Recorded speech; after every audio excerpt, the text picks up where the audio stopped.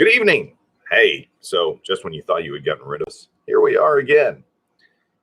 Tonight, we are picking up where we left off about 5 weeks ago, but a brief recap on the hiatus that we experienced that was a bit unexpected. So the first one, I spent way too much time on one of my projects, the electric trike, which you can see the video in the comments for that guy there. And then the next week, I ate something weird or ate too much, got really sick to my stomach. Didn't record anything that week. The next week, what happened there? Something came up. I can't remember what it was. No, I do know what it was. A friend unexpectedly passed away. DeMarco Draper, we are going to miss you forever, sir. You've been a ray of sunshine.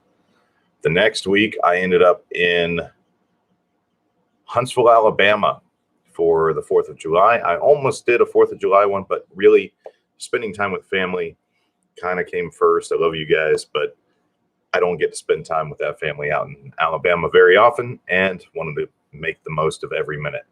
So here we are, 5 weeks later.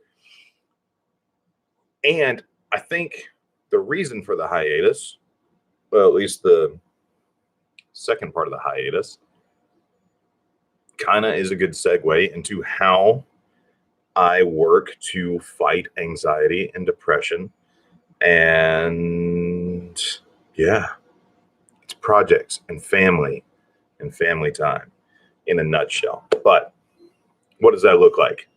So I've got, if you can hear it in the background, I have a 3D printer running right now with some new designs of different pulleys and gears and stuff.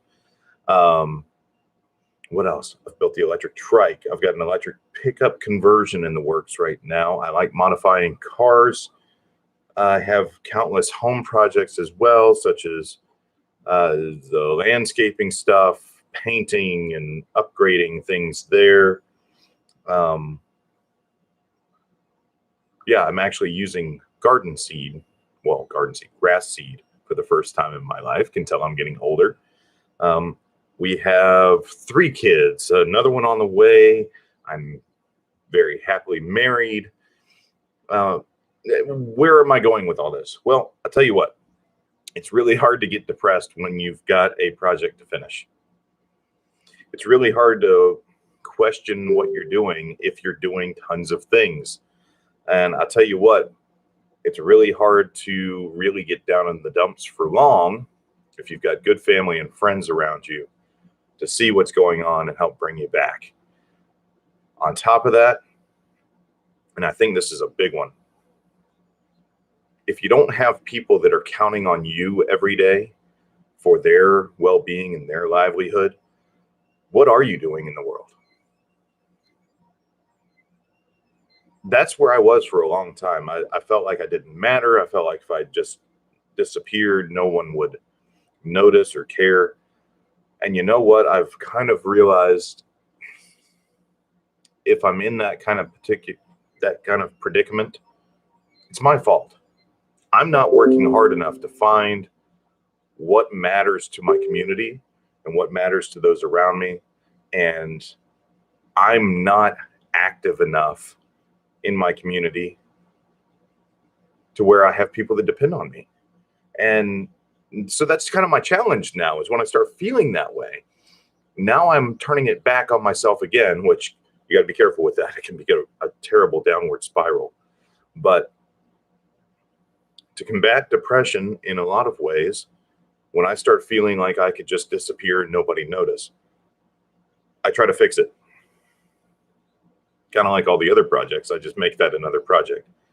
I try to make myself indispensable, at least in some way, shape, or form, to somebody's life. Doesn't mean I succeed all the time. Actually, it means I succeed like 0.01% of the time, I feel like. But I tell you, having kids is really helping. Like, you kind of see them every day and know, like, they need me around, and you can look at the statistics and all that good stuff to back it up if you really get intellectually curious like myself. But yeah, a good, stable home with a father who's around is a huge deal, not just for your family and for the kids and for the wife, but for society around them and society around that society. It really does ripple in a big way. So find a way to be important to somebody, help them out, find somebody that's struggling with what you're struggling with, and maybe together you find the answer. And maybe one day one person finds an answer, and maybe one day another person finds the answer, and you keep yourself going. But I tell you, it's really the way to go. Seems to be anyway. We're all here, and this is another thing that I think people get caught up on. I know I did. What's the point of it all? What's the meaning of life? Well, I think we're going too far back, because there's a certain reality that we're skipping sometimes. And I get this is not for everybody, but at least for me, we're all already here. There's 7 or so billion people in the world right now. But life could be much better for all of us, or at least it could include much less suffering. So let's take the world as it is, with the lives we've been given as they are, and do our best to make it less hell for people around us. And yeah, if you think the world would be less hell if you weren't in it, you're not paying attention. You're really not. You're awesome. You've got something to bring this world that is really good and true and helpful. And if you can't see it right now, find somebody, find as many people as you can.